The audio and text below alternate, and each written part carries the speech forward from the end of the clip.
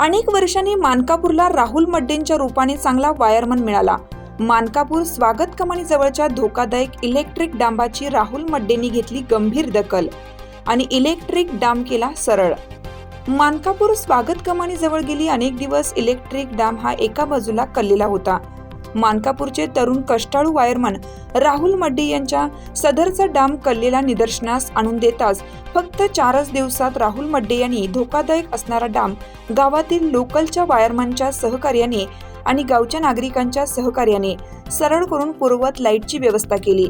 अशा कार्यतत्पर वायरमनची मानकापूरला गरज असून वायरमन राहुल मड्डे यांना मानकापूर ग्रामपंचायत अध्यक्ष श्री सुनील महाकाळे यांनी फोन करून शाबासकी दिली।